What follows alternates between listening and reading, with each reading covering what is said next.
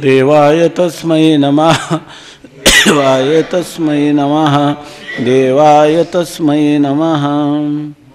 ये विभो श्वेतकरान्नवनीरदाभात् पीताम्बरादरुणबिम्बफलादरोष्ठात् पूर्णेन्दुसुन्दरमुखादरविन्दनेत्रात् कृष्णात् परं किमपि तत्त्वमहं न जाने। सरस्वत्यां मधुसूदन सरस्वती यतुसूदन सरस्वत्या पारं वेत्ति सरस्वती।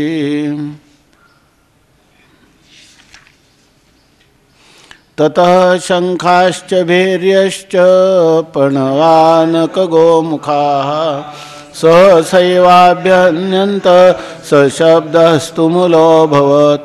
ततः शङ्खाश्च भैर्यश्च प्रणवानकगोमुखाः सहसैवाभ्यन्यन्त सशब्दस्तुमुलोऽभवत्।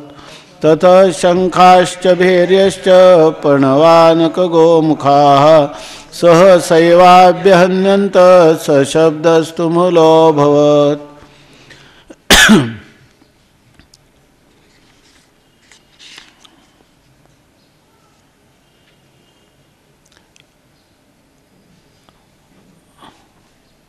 दुर्योधनाने सूचना केल्याप्रमाणे की आपापल्या ठिकाणी उभे असणारे जे सैनिक आहेत त्यांनी सर्वांनी भीष्माचं संरक्षण करावं असं जेव्हा आज्ञा केली तेव्हा त्याच्या अंतकरणात हर्ष उत्पन्न व्हावा म्हणून कुरुकुलामधील अत्यंत वृद्ध असणारे पितामह भीष्म त्यांनी सिंहगर्जना करीत त्या ठिकाणी शंख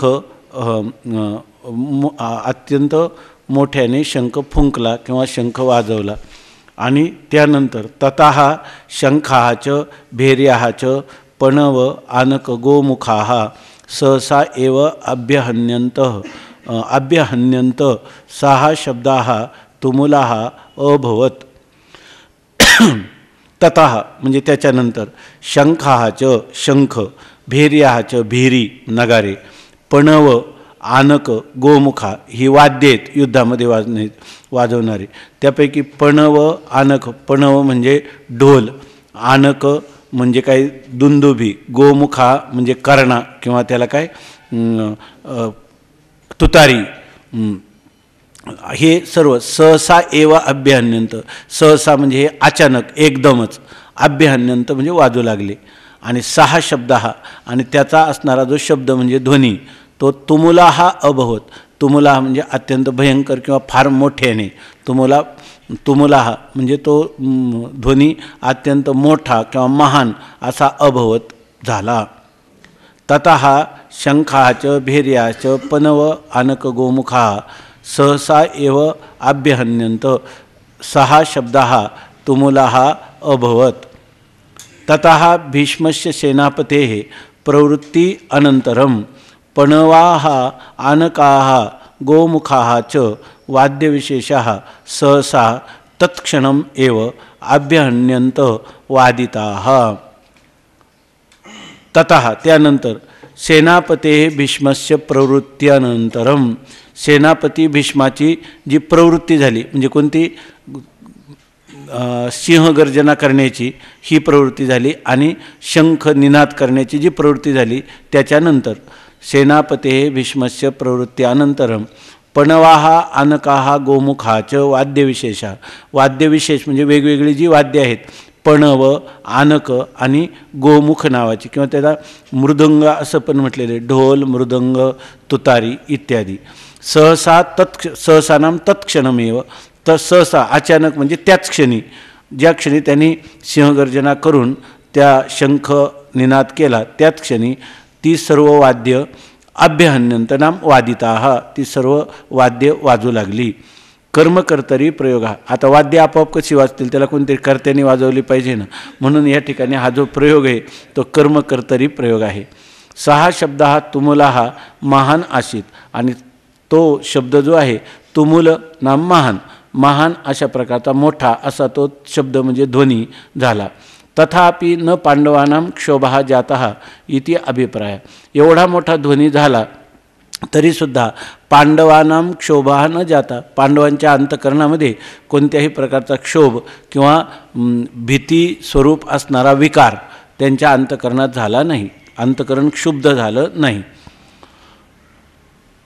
ततः श्वेतैर्हयैर्युक्ते महती शन्दने स्थितौ माधव पांडवश्चैव दिव्यौ शंखौ प्रदध्मतुः.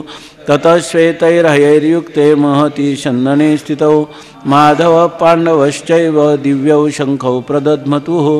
ततः श्वेतैर्हयैर्युक्ते महती शन्दने स्थितौ मांडवश्चैव दिव्यौ शंखौ प्रदध्मतुः. ततः श्वेतैः हयैः युक्ते महती शन्दने स्थितौ माधवः पांडवः च एव दिव्यौ शंखौ प्रदध्मतुः. ततः श्वेतैः हयैः युक्ते महती शन्दने स्थितौ माधवाः च पांडवाः च दिव्यौ शंखौ प्रदध्मतुः.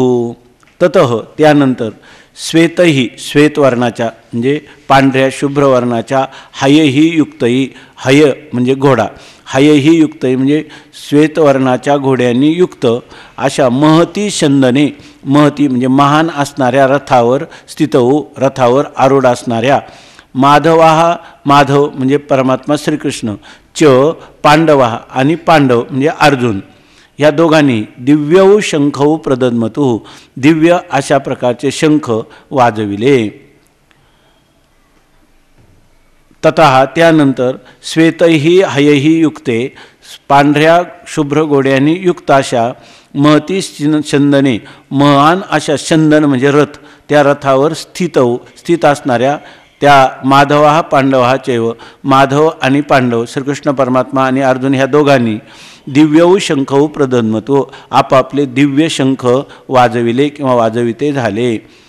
अन्येषामपि रथस्तत्वे स्थितः एव असाधारणेन रथोत्कर्षकथनार्थं ततः श्वेतैर्हयैर्युक्ते इत्यादीना रथस्तत्वकथनं. तेन अग्निदत्ते दुष्प्रदृश्ये रथे स्थितौ सर्वथा जितुम् अशक्यौ इत्यर्थः. अन्येषाम अपि रथस्तत्वे स्थिता, अन्येषाम म्हणजे दुसरे देखील काय होते, हेच रथावर माधवन आणि पांडव होते असं नाही, अन्येषाम अपि दुसरे देखील रथस्तत्वे स्थिता, ते देखील रथामध्ये आपापल्या रथामध्येच आरूढ होते, तरी स्थितः एव ते स्थित असूनही असाधारणेन रथोत्कर्ष कथनार्थम, परंतु ते रथामध्ये होते आणि भगवान श्रीकृष्ण अर्जुन पण रथावर आरूढ होता, परंतु असाधारणेन त्यांच्या ठिकाणी एक असाधारणता, असामान्यता किंवा वैशिष्ट्य आहे ते सांगण्यासाठी रथोत्कर्ष कथनार्थम, यांचा रथाचा उत्कर्ष म्हणजे यांचा रथ हा अधिक श्रेष्ठ आहे हे कथन करण्यासाठी ततः श्वेतैर्हयैर्युक्ते इत्यादीना, त्यांचा रथ वेगळा आहे हे सांगण्यासाठी त्यानंतर श्वेतही हययुक्ते, त्या पांढऱ्या घोड्यांनी किंवा श्वेतवर्णाच्या घोड्यांनी युक्त इत्यादीना, इत्यादी च्या द्वारा रथस्तत्वकथनम, त्या ठिकाणी त्यांचा रथोत्कर्ष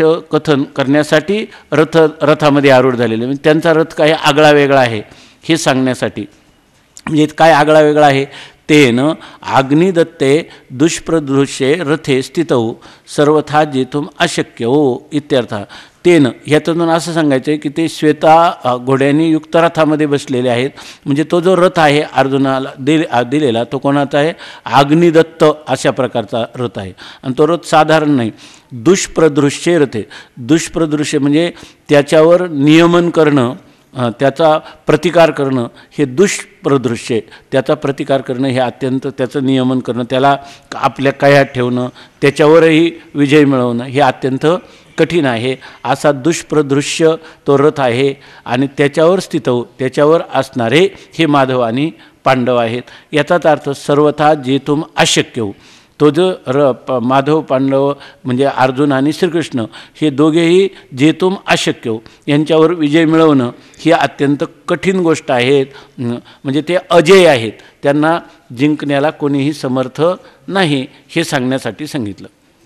पांचजन्यं ऋषिकेशो देवदत्तं धनञ्जयः पौण्ड्रं दद्मौ महाशङ्खं भीमकर्मावृकोदरः अनन्तविजयं राजा कुन्तीपुत्रो युधिष्ठिरः नकुलः सहदेवश्च सुघोषमणिपुष्पकौ पांचजन्यं ऋषिकेशो देवदत्तं धनञ्जयः पौण्ड्रं दद्मौ महाशङ्खं भीमकर्मावृकोदरः पांचजन्यं ऋषिपुत्रो युधिष्ठिरः नकुलः सहदेवश्च सुघोषमणिपुष्पकौ अनन्तविजयं राजा कुन्तीपुत्रो युधिष्ठिरः नकुलः सहदेवश्च सुघोषमणिपुष्पकौ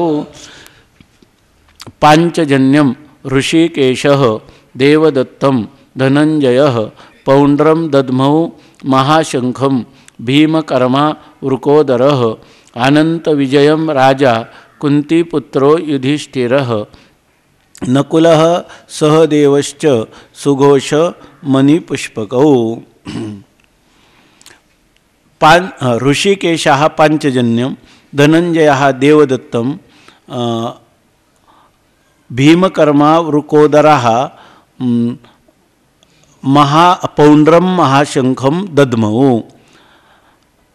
कुन्तीपुत्रः युधिष्ठिरः राजा अनन्तविजयं नकुलः सहदेवः च सुघोषमणिपुष्पकं दद्मौ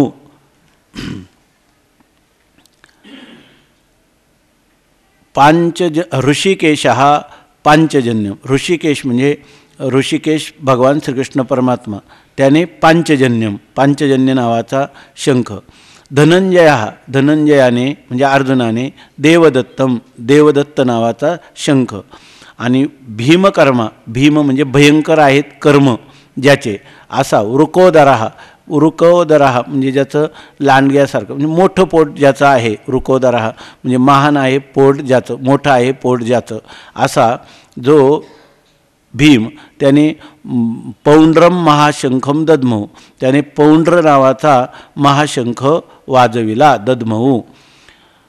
नंतर कुंतीपुत्रः युधिष्ठिरः राजा अनंतविजयम कुंतीपुत्र असणारा जो राजा युधिष्ठिर म्हणजे धर्मराज त्याने अनंतविजयम शंखम त्याने अनंतविजय नावाचा जो शंख आहे तो शंख वाजविला.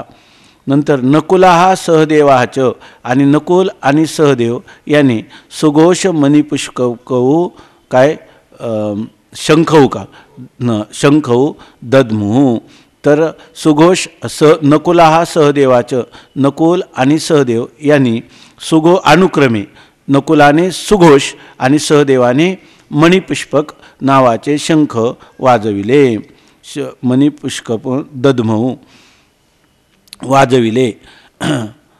पांचजन्यः देवदत्तः पौंड्रः अनंतविजयः सुघोषः मणिपुष्पकः च इति शंखनामकथनं परसैन्ये स्वस्वनामभिः प्रसिद्धः एतावन्तः शंखा भवत्सैन्ये तु न एकः अपि स्वनाम प्रसिद्धः शंखा अस्ति इति परेषाम् उत्कर्षातिशय कथनार्थम. आता हे जे कोण सांगतंय धृतराष्ट्राला संजय सांगतोय. तर तो संजय सांगतो हे जे शंखांची नावं घेऊन सांगतो पांचजन्य ऋषिकेशाने देवदत्त धनंजयाने असं जे सांगतो त्याच्याविषयी मधुसूदन सरस्वती म्हणजे कसं पाहतात त्या श्लोकामध्ये काय दिसतं त्यांना. तर ते म्हणतात पांचजन्यः देवदत्तः पांचजन्य देवदत्त पौंड्रः अनंतविजयः पौंड्र अनंतविजय सुघोषः मणिपुष्पकः च सुघोष आणि मणिपुष्पक इति शंखनामकथनम. हे शंखाची काय आहेत नावं आहेत. तर ह्या शंखाची नावं कशाला सांगितली. सगळ्यांनी शंखच वाजवले होते पण त्या शंखाची नावं देवदत्ताचा म्हटलं की तो कोणता आहे आपलं अर्जुनाचा म्हटलं की देवदत्त आहे किंवा पांचजन्य म्हटलं की श्रीकृष्णाच्या नावाचा तो शंख आहे. तर हे कशासाठी कथन केलं तर शंख नामकथनम ह्या शंखाच्या नावाचं जे निरूपण केलं ते परसैन्ये म्हणजे परकीयांचं म्हणजे शत्रूचं सैन्य म्हणजे पांडवांच्या सैन्यामध्ये स्वस्वनामभी प्रसिद्ध आपापल्या नावा नावाने प्रसिद्ध असणारे येतावंतः शंखा, एवढे शंख आहेत, आपापल्या नावाने प्रसिद्ध अशी त्यांचे शंख आहेत. भवत सैन्य तू, परंतु तू आपल्या सैन्यात म्हणजे या कौरवांच्या किंवा तुझ्या मुलांच्या सैन्यात मात्र भवत सैन्य तू न एकापी, एकही नाही, स्वनाम प्रसिद्ध हा शंखा न एकापी, तुमच्या सैन्यामध्ये आपापल्या नावाने प्रसिद्ध असा एकही शंख नाही. हे कशासाठी सांगितलं? परेशाम उत्कर्षातिशय कथनार्थम. परेशाम म्हणजे जे शत्रू आहेत त्यांचा उत्कर्ष, कारण याचा पक्षपाती आहे. कोणाकडून? संजयाला कोणाचं पटतं? सगळं पांडवांचंच कल्याण व्हावं असंही मनात वाटतं. म्हणून म्हणतो का परेशाम उत्कर्ष कथनार्थम, दुसऱ्यांचा अधिक उत्कर्ष सांगण्यासाठी तो अशा प्रकारचे त्या शंखांच्या नावाचा उल्लेख करतो. सर्वेंद्रिय प्रेरकत्वेन सर्वांतर्यामी साह्या पांडवानाम इति कथयितुम ऋषिकेशपदम. आता इथं ऋषिकेश आहे ना, ऋषिक म्हणजे इंद्रिय आणि त्या ईश म्हणजे त्यांचं ईशन किंवा नियमन करतो. म्हणजे ऋषिक जो सर्वांच्या इंद्रियांचा नियामक त्याला म्हणतात ऋषिकेश. इंद्रियानाम नियामकः ऋषिकेशम, ऋषिकानाम ईशः, त्या सगळ्या बरोबर आहे ना. ऋषिकानाम ईशः, त्या इंद्रियांचा ईशन करणारा, नियमन करणारा. म्हणून म्हणतात सर्वेंद्रिय प्रेरकत्वेनं, सर्व इंद्रियांचा प्रेरक रूपाने, सर्वांतर्यामी, सर्वांच्या अंतर्यामी. अंतर्यामी म्हणजे अंतस्थित्वा यमयती, सर्वांच्या अंतकरणामध्ये राहून त्या ठिकाणी त्यांचं नियमन करतो असा. आणि सर्व इंद्रियांचा प्रेरक, सर्वांच्या अंतर्यामी म्हणजे आतमध्ये राहून स्थित असून त्यांचं नियमन करणारा तो पांडवानाम साह्या, तो ह्या पांडवांचा कोण आहे? साह्य आहे. तुकाराम महाराजांचा अभंग आहे ना, पांडवांचा साह्यकारी काहीतरी राज्यावरून काही तेच पांडवांचाच आहे ना. पांडवांचा सहकारी केले राज्याहुनी दुरी. आणि दुसरे पाहते पांडव अखंड वनवासी परिते देवाशी आठविती. तर त्या पांडवांचा सहाय्य करता कोण आहे? परमात्मा आहे. इति कथयितुम, हे सांगण्यासाठी ऋषिकेश पदम, ऋषिकेश या पदाचा या ठिकाणी कथन केलेलं आहे. दिग्विजये सर्वान् राज्ञः जित्वा धनम आहृतवान इति सर्वथा एव अयम अजयः इति कथयितुम धनंजय पदम. धनंजय पद कशासाठी? इति कथयितुम, हे सांगण्यासाठी धनंजय पद आहे. काय? दिग्विजय, ज्यावेळेला दिग्विजय केला गेला तेव्हा सर्वान राज्ञः जित्वा, सर्व राजांना जिंकून धनम आहृतवान, सगळ्यांचं धन ज्याने हरण करून आणलं म्हणून त्याला इति धनंजय पदम, हे सांगण्यासाठी धनंजय म्हणजे धनम जयती इति धनंजय. भीमम हिडिंबवधादि रूपम कर्म यस्य तादृशः उर्कोदरात्वेन बह्वन्न पाकात अतिबलिष्ठा भीमसेना इति कथितम. आता भीमाला विशेषण काय झाले? भीम कर्मा वृकोदरा असं लिहिलं ना. भीमकर्मा म्हणजे ज्याचं, भीम म्हणजे भयंकर, दुसऱ्यांना भीतीदायक असं ज्याचं कर्म आहे त्याला म्हणतात भीम. भीमम नाम हिडिंब वधादी रूपम कर्म, त्याचं भयंकर आहे. म्हणजे काय? हिडिंबेचा वध केला की नाही भीमाने, म्हणून हिडिंब वधादी हे ज्याचं स्वरूप आहे असं कर्म यस्य ज्याचा आहे तादृशः अशा प्रकारचा हा भीमकर्म आहे. आणि उर्कोदरा, उर्कोदरत्वेनं त्याचं पोट मोठं असल्यामुळं बहुवन्न पाकात, बहु अन्न म्हणजे पुष्कळ अन्नाचा पाक म्हणजे पचन करण्याची शक्ती त्याच्या ठिकाणी असल्यामुळं, अन्न खातो म्हणून नाही, अन्न पकचवतो म्हणून बहुवन्न पाकात अतिबलिष्ठ हा अतिशय बलवान असणारा भीमसेन हा असा भीमसेन आहे इति कथितम, हे सांगितलं. कुंतीपुत्र हा इति कुंत्या महता तपसा धर्मम आराध्य लब्धा. कुंतीपुत्र हा इति, कुंतीपुत्र हा युधिष्ठिरा म्हटले ना, कुंतीपुत्र येतो तर केवळ युधिष्ठिर नाही म्हटलं तर त्याला कुंतीपुत्र हे विशेषण देऊन सांगितलं की कुंत्या महता तपसा, कुंतीच्या द्वारा महान तप करून धर्मम आराध्य, धर्माची आराधना करून लब्धा प्राप्त झालेला हा पुरुष आहे. कोण? पुत्र आहे धर्म, युधिष्ठिर. स्वयंच राजसूय याजित्वेन मुख्या राजा. आणि पुन्हा तो काय आहे? स्वयं त्याने स्वतः काय हे राजसूय याजित्वेनं त्याने राजसूय यज्ञ केला असल्यामुळं आणि राजसूय यज्ञामध्ये इतर राजांना जिंकलं म्हणून खरा राजा कोण आहे? युधिष्ठिरच खरा राजा आहे.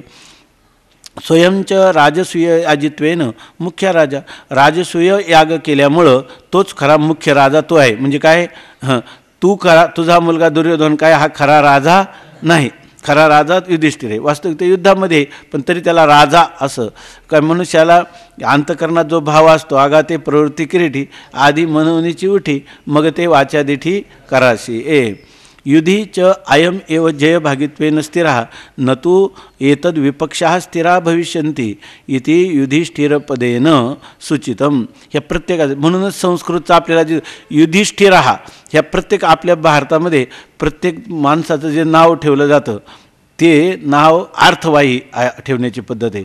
युधिष्ठिरः नाम युधिष्ठिरः युधिष्ठिरः जो युद्धामध्ये काय राहतो? स्थिर राहतो, त्याला म्हणतात युधिष्ठिर. युधीच आणि युद्धामध्ये अयमेव जय भागित्वेनं हाच खरा विजयाचा भागीदार किंवा विजयाचा वाटेकरी असल्यामुळं स्थिर हाच खरा युद्धामध्ये स्थिर आहे. न तू एतद विपक्षाः स्थिरा भविष्यन्ति, परंतु हे जे विपक्ष म्हणजे विरोधी पक्षातले जे तुझे कौरवाकडचे वीर आहेत ते न स्थिरा भविष्यन्ति, ते काही ह्या युद्धामध्ये स्थिर राहू शकणार नाहीत. इति युधिष्ठिर पदेन सूचितम, असं ह्या युधिष्ठिर या पदाने सांगितलेलं आहे. नकुलाः सुघोषम का नाही काय बरोबर आहे का? नकुलाः सुघोषम सहदेवाः मणिपुष्पकम दद्मौ इति अनुसज्जते. आणि पुन्हा नकुलाः सुघोषम, नकुलाने सुघोष नावाचा, सहदेवाः मणिपुष्पकम सहदेवाने मणिपुष्पक नावाचा जो शंख आहे तो दद्मौ तो वाजविला.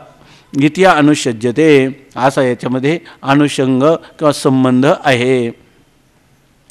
काश्यश्च परमेश्वासः शिखंडी च महारथः धृष्टद्युम्नो विराटश्च सात्यकीश्चापराजितः.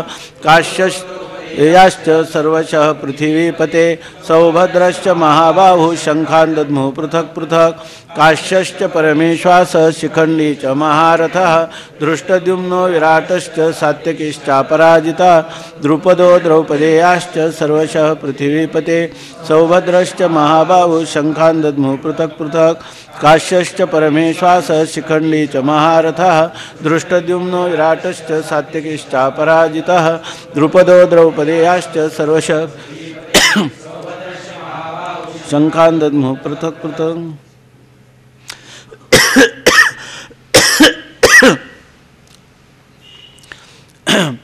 काश्यः च परमेश्वासः शिखंडी च महारथः धृष्टद्युम्नो विराटः च बरोबर ना सात्यकीः च अपराजितः. द्रुपदः द्रौपदेयाः च सर्वशः पृथिवीपते सौभद्राः च महाबाहुः शंखान् दद्मुः पृथक् पृथक्. काश्यः परमेश्वासः काश्यः च महारथः शिखंडी च धृष्टद्युम्नः च विराटः सात्यकीः च अपराजितः. द्रुपदः द्रौपदेयाः च हे पृथ्वीपते द्रुपदः द्रौपदेयाः च सौभद्राः च महाबाहुः सौभद्राः च पृथक् पृथक् शंखान् दद्मुः. हे पृथ्वीपते, हे पृथ्वीपती म्हणजे हे राजा, हे सम्राट धृतराष्ट्रा बरोबर ना. काश्य काय परमेश्वासः काश्य पर ईश्वास म्हणजे धनुष्य, परम ईश्वास म्हणजे मोठा महान आहे धनुष्य ज्याचं, असा काश्य असा काशीराजा. नंतर महारथः शिखंडीचं आणि महान महारथी असणारा जो शिखंडी. धृष्टद्युम्नः धृष्टद्युम्न. विराटः च आणि विराट. अपराजितः सात्यकी आणि अपराजित ज्याला कोणी पराजित करू शकत नाही किंवा कधीही पराजित न झालेला असा सात्यकी. द्रुपदः द्रुपद राजा. द्रौपदेयाः च आणि द्रौपदेय म्हणजे द्रुपदीचे असणारे प्रतिविंध्यादी पुत्र आणि अभिमन्यू. आणि सर्वशः हे पृथ्वीपते म्हणजे राजा सर्व सौभद्राहाच महाबाहू, आणि महाबाहू म्हणजे महान पराक्रमी आहेत बाहुज्याचे किंवा आजानुबाहू असणारा सौभद्र म्हणजे सुभद्रेचा मुलगा अभिमन्यू, आणि पृथक पृथक शंखान दद्मू, त्यांनी सर्वांनी पृथक पृथक वेगवेगळे असे आपले शंखान दद्मू आपले शंख वाजविले. परमेश्वरः काश्यः महाधनुर्धरः काशीराजः न पराजितः पारिजात हरण बाणयुद्धादी महासंग्रामेषु एतादृशः सात्यकी. परमेश्वासः काश्यः परम ईश्वास म्हणजे महाधनुर्धारी असा असणारा काश्य, नंतर महाधनुर्धरा काशीराजा महान धनुर्धारी काशीराजा, न पराजिता ज्याचा कधी पराजित झालेला नाही असा, का पारिजात हरण बाण युद्धादी महासंग्रामेषु, पारिजाताचं हरण केलं तेव्हा की महाभारतामध्ये आलेले इतिहास आहेत किंवा आख्यायिका आहेत. तर पारिजाताचं हरण करताना बाणयुद्धादी बाणाबरोबर युद्ध करणाऱ्या अशा महान संग्रामामध्ये देखील न पराजिता, जो कधी पराजित झाला नाही, एतादृशः सात्यकी अशा प्रकारचा असणारा सात्यकी. हे पृथ्वीपते धृतराष्ट्र स्थिरा भूत्वा शृणु इत्याभिप्राय. हे पृथ्वीपते, पृथ्वी जशी स्थिर आहे ना आणि तिचा तू काय आहे राजा, तेव्हा तुम्हाला आता प्रश्न विचारला ना तर मी तुला सांगतो, हे पृथ्वीपते तू हे धृतराष्ट्रा स्थिरा भूत्वा स्थिर होऊन म्हणजे शांत मनाने शृणू मी जे काय सांगत आहे ते तू ऐक. इथे अभिप्राय हा असं याचं तात्पर्य किंवा अभिप्राय आहे. सुगमम अन्यत, आणि बाकीचा जो अर्थ आहे तो काय आहे एकदम काय आहे सुगम म्हणजे सोपाच आहे. आपण अन्वयामध्ये पाहिलं द्रुपदा द्रौपदेयाश्च सर्वशः पृथ्वीपते सौभद्रश्य महाबाहू शंखान दद्मू पृथक पृथक पृथक पृथक शंखान दद्मू. आपण अन्वयानुरूप अर्थ पाहिला आहे तो सुगम आहे म्हणून त्यांनी याच्यावर टीका लिहिली नाही. सघोषो धार्तराष्ट्राणां हृदयानि व्यदारयत् नभश्च पृथिवीं चैव तुमुलो व्यनुनादयन् हृदयानि व्यदारयत् नभश्च पृथिवीं चैव तुमुलो व्यनुनादयन्. सघोषो धार्तराष्ट्राणां हृदयानि व्यदारयत् नभश्च पृथिवीं चैव तुमुलो व्यनुनादयन्. सहा घोषाः धार्तराष्ट्राणां हृदयानि व्यदारयत् नभः च पृथिवीं च एव तुमुलाः व्यनुनादयन्.